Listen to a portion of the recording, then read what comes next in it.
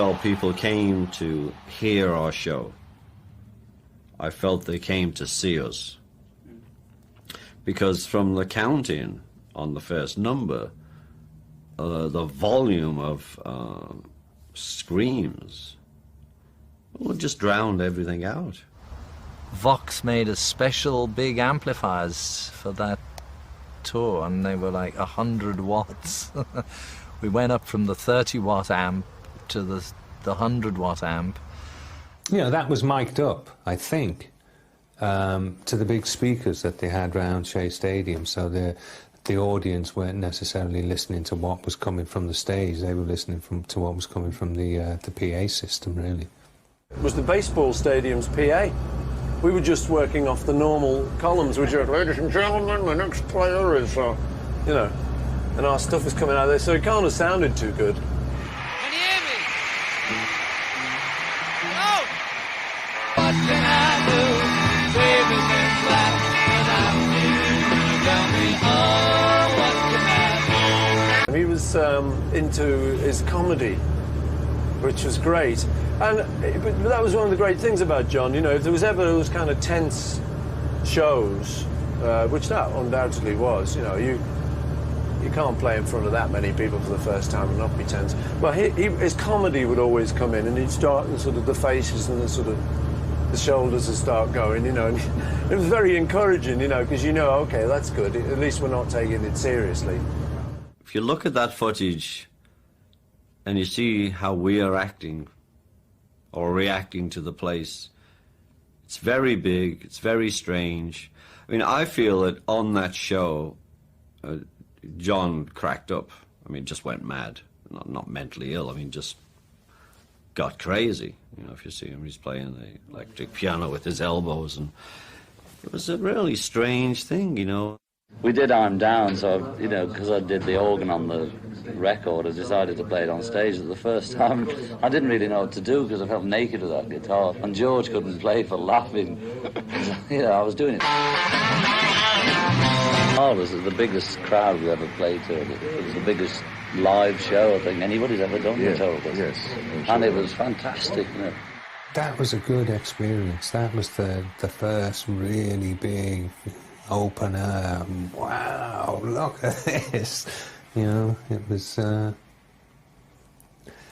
didn't think about it like that at the time. I personally didn't realise that it was the first really big opener, you know, 55,000 people. I mean, now it's a kind of a big crowd even, 56,000, but then it's like old money, you know. It then seemed like millions of people. You know, 60,000 people. Told me it was 70.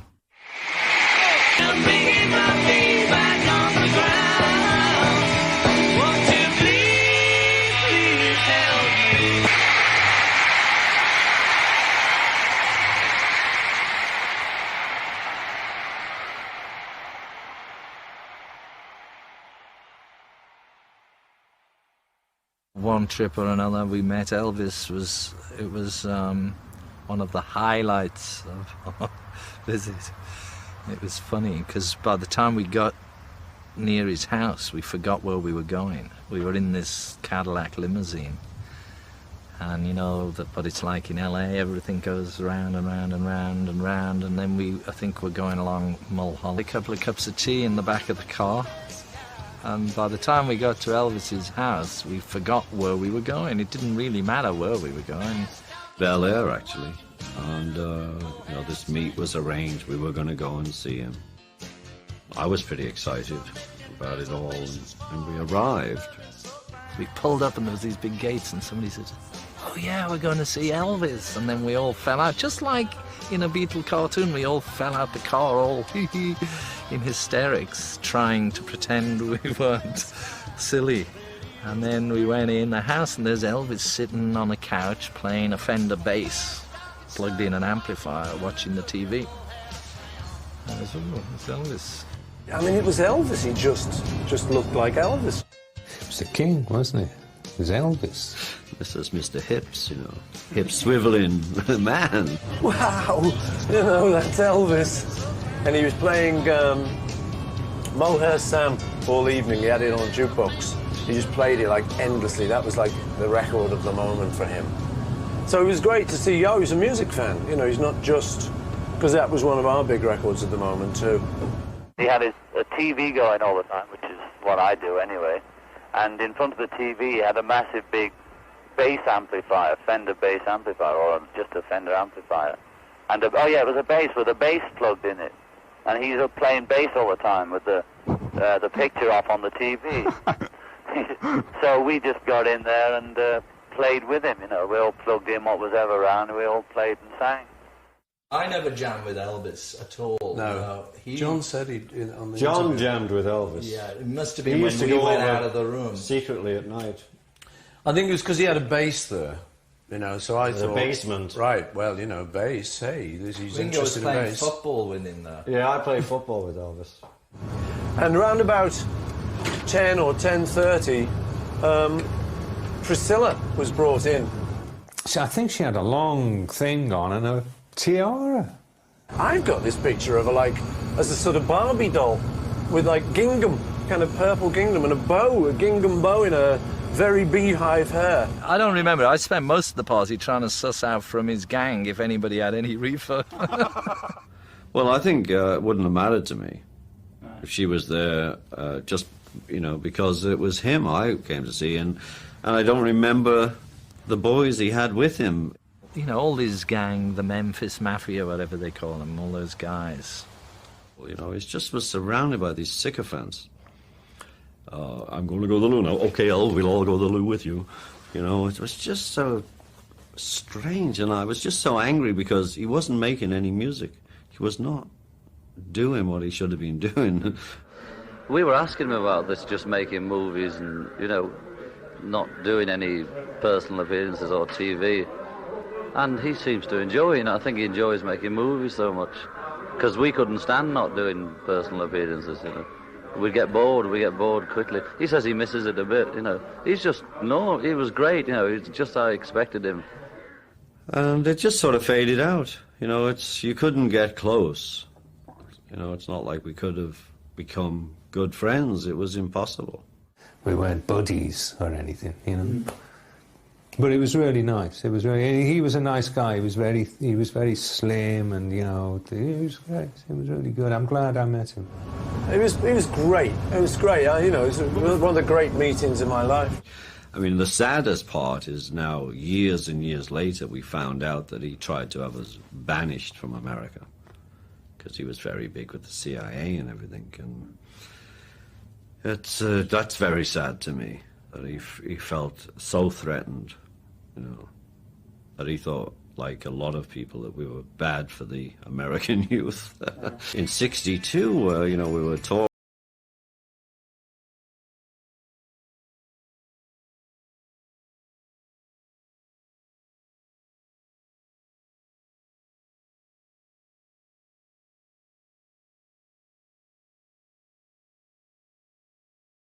They used us as an excuse to go mad. The world did, and then blamed it on us. And we were just in the middle of that in a car or so, hotel room. We couldn't really do much. I mean, we couldn't go out. We couldn't, you know, couldn't do anything. It was just a drag, you know. We knew that they wouldn't hear anything because it's just, you know, like a riot and not sort of like a show, you know. It felt dangerous, you know, because everybody was out of hand and out of line. Even the cops were out of line. You know, they were all just caught up in the mania. You know, it was like they were in this big movie, and it was like we were the ones trapped in the middle of it while everybody else was going mad.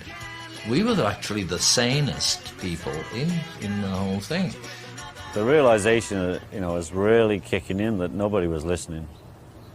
And that was okay at the beginning. But even worse than that is we were playing so bad. We're now a big band that when we went woo and shook our heads, you know, everyone went mad. I personally, as I say, I don't really think it was that bad. You know, I was playing just shit. And all I could do was like just hold down the offbeat, because, you know, I couldn't come off that really. Because, you know, if you went to do anything on the toms, it just was like went into nothing. You know, There's no noise. And you just, I just felt, we're playing really bad. And, why I joined the Beatles was because they were the best band in Liverpool. And I always wanted to play with good players. That's what it was all about, you see. We were, first and foremost, we were musicians. They showed no signs of flagging as far as their musical creativity was concerned. On the contrary, they were becoming more and more productive, and the work they were giving me was much more interesting. They were finding new frontiers.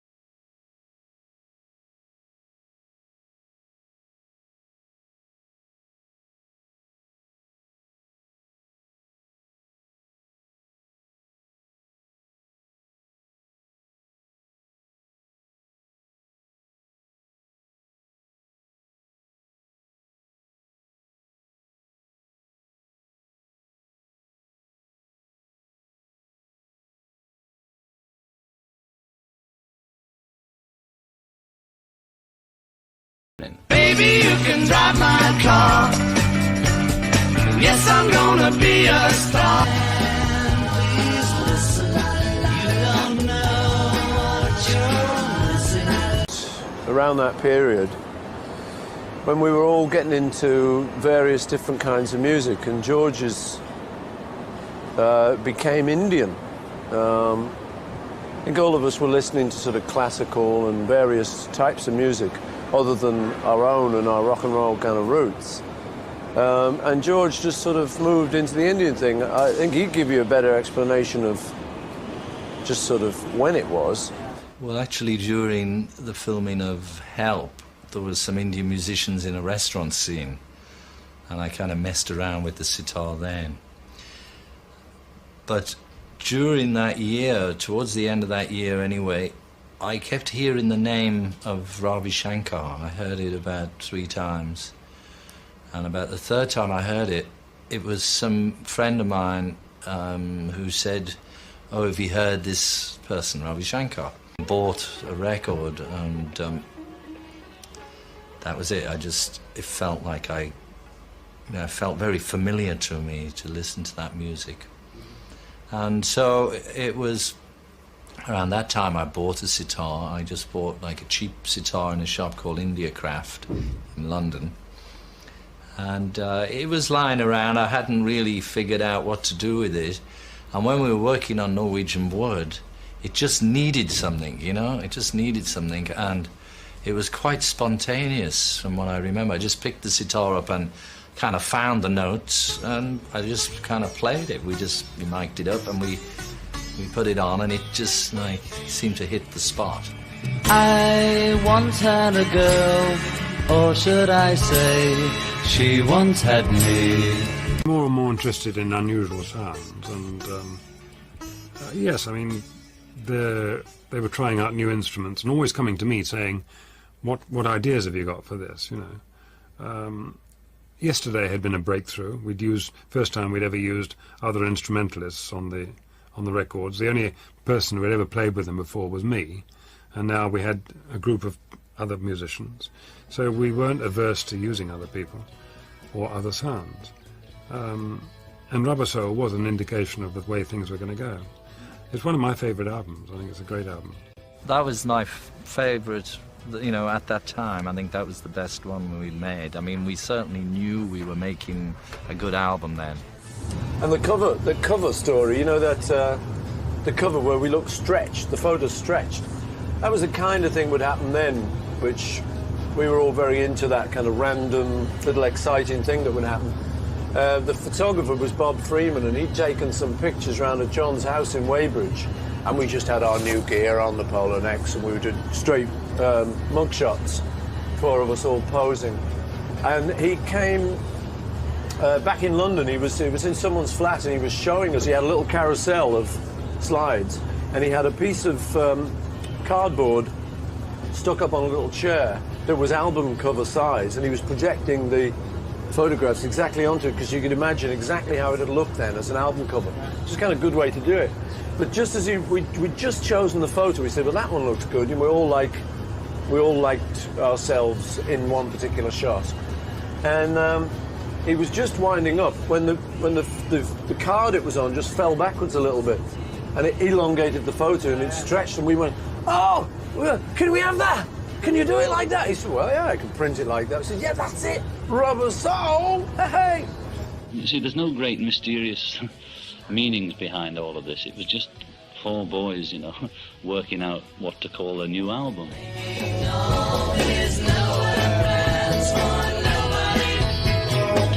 I see too much difference myself in Rubber Soul and Revolver. To me, they could both be like Volume 1 and Volume 2. Maybe I'm wrong. I haven't played them right back to back of each other, but they both were very pleasant and enjoyable records for me.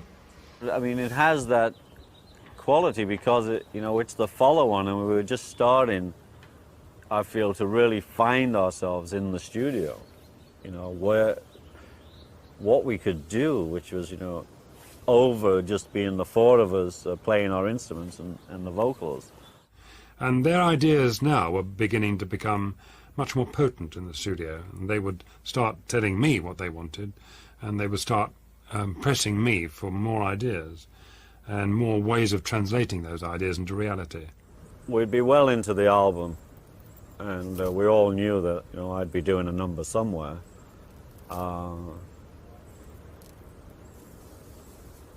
Just about 3/4 of the way through, so we'd either say, have you got a song, or we've got this for you.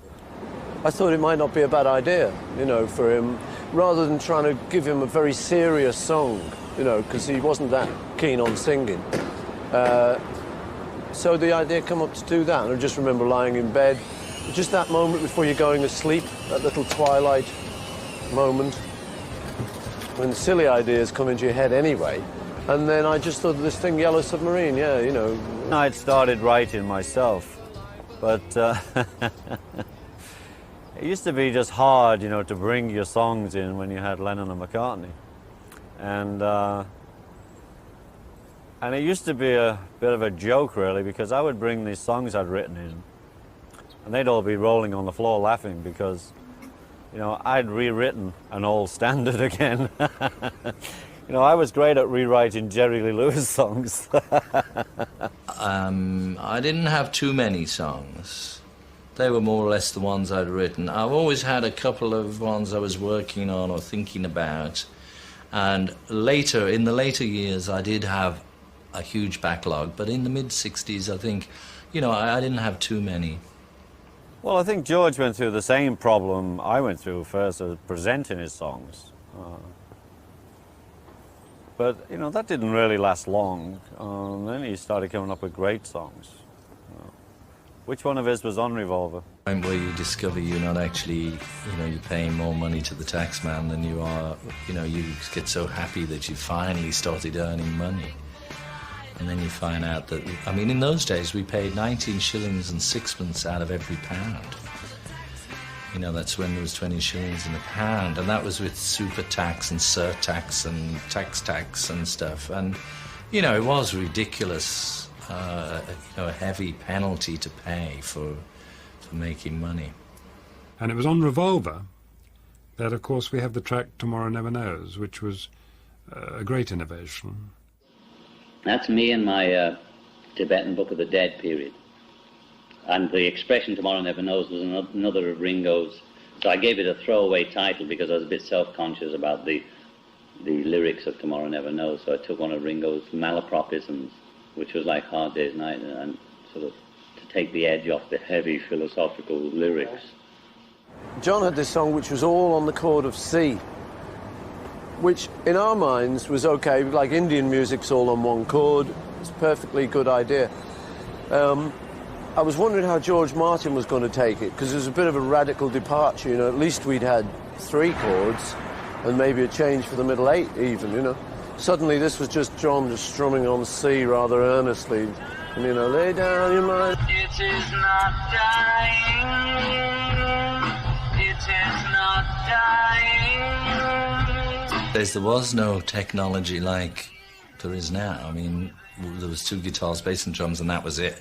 If we did stuff in the studio with the aid of recording tricks, then we couldn't just reproduce them on stage. Like nowadays you could do Tomorrow Never Knows, have all the loops up there on a keyboard, kind of emulator stuff, and you could have as many piano players and drummers and, you know, orchestras, whatever you wanted. But in those days, that's it. We were just a little dance hall band, and we never really thought of augmenting ourselves. The hard stuff was the complicated harmonies. Yeah, it was hard to do them live on stage. Like, for instance, Nowhere Man, or that kind of thing. That was good. Nowhere Man was okay, wasn't it? It was hard, though. It was okay, but it was hard.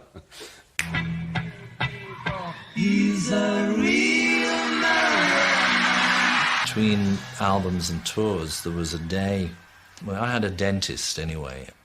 One night, John and his wife Cynthia and Patty and myself were having dinner at this guy's house.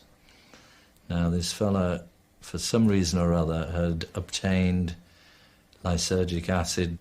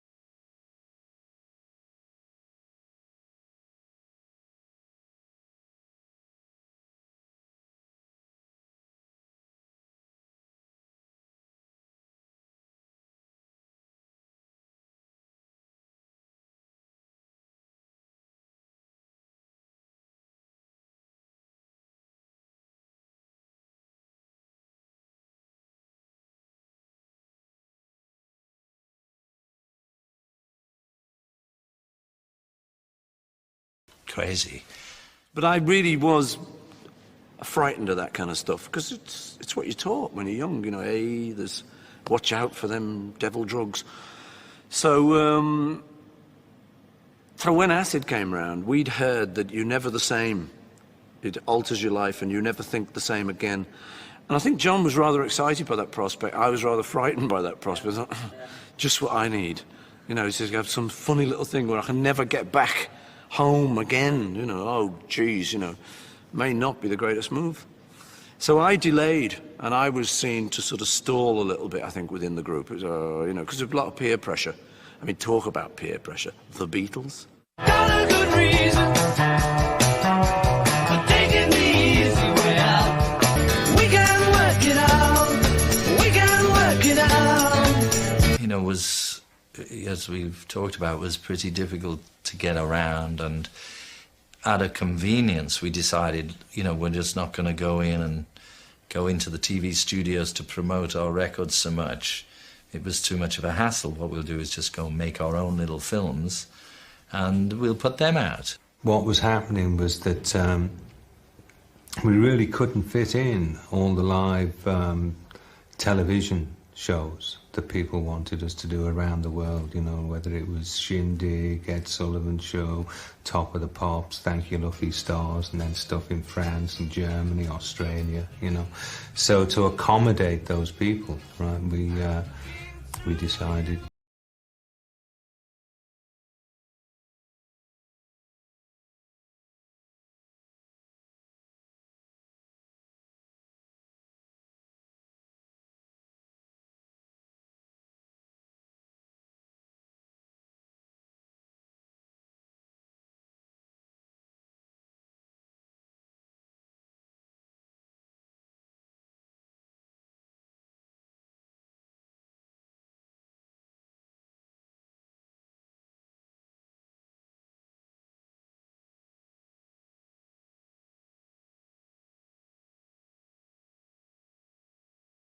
Them to America also, because we thought, well, we can't go everywhere, we'll send these things out to do, you know, to promote the record. And obviously, like these days now, everybody does that. It's just part of your promotion for a single. So I suppose in a way we invented MTV. Record with backwards music on it. Sheriff's now is nearer. I took a ride, I didn't know what I would find there. Which we never really talked about, but everywhere we were going in these days, it was a demonstration of one thing or another. It was, you know, riots were happening. Plus people were demonstrating because the Budokan was supposed to be a special spiritual hall and only reserved for martial arts.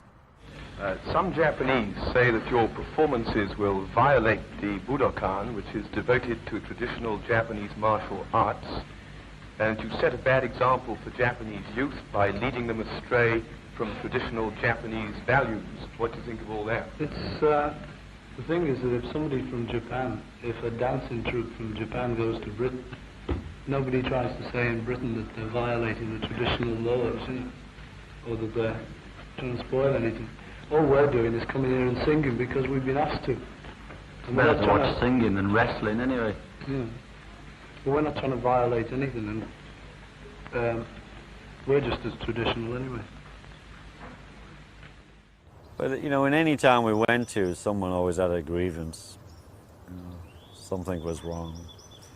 We were locked up in the hotel for a long time with various merchants coming around and showing us ivory and stuff like this, you know, because people go to Tokyo and do shopping. We couldn't really get out the hotel. I once tried to get out, but a sort of policeman came running after me. I did actually do it. Paul and maybe Ringo, they got out one day and got in a taxi, and the police caught them somewhere and made them go back to the hotel. But John and I actually got out, right, and made it down to the local market, right, and it was great. You know, we were looking at things and buying things, and then the police came and got us and said, naughty boys. We were only allowed out at the time for the concert when it was worked out like a military maneuver, you know, at 5:30 precisely, we will knock on your door. Which was on the schedule as exact time. Then they said, you will now line up outside the room. At 5:32, we will leave the door. We will now walk to the lift. At 5:33, we will be at the elevator. The elevator takes like, you know, 1:08 to get down. At 5:35, we'll be down in the car park. And they said, you will get in car with Mr. Evans. Then they had the seating arranged in all the cars. It's like amazing efficiency we'd never seen the like of in Britain. Just to be how we were, they would knock on the door and we wouldn't never come out. It would just totally wreck their timings, and you'd see all these guys, it's absolutely balmy. because we hadn't walked down the corridor at 7:14 and a third, you know. It's just, but we knew we were doing that to them, you know. As we went to the gig, they had the fans organised with police patrols on each corner. So there weren't fans just haphazardly waving along the street. Any had been gathered up and, you know, herded onto a corner, and they were allowed to wave from there. So you'd go along the street, then there'd be a little eek, and you go a few more hundred yards, eek. It was very strange. The audience were very nice. I mean, they are reserved, but they were up on their feet, or they tried to be, but in those days, you know, there was police all around the stadium with telephoto lenses, and anybody who stood up and looked like they were going to, you know, run towards the stage or something, they took a photograph of them. So the people there were very restricted in what they could do and how they could respond to us. But it was a warm reception. It was very nice, but a bit clinical. 大いにご声援をいただきたいと思います。ただしその自分のお席のところでお願いしたいと思います。大いにこのビートルズ皆様の拍手で迎えたいと思います。Ladies and gentlemen, we present, let's welcome the Beatles!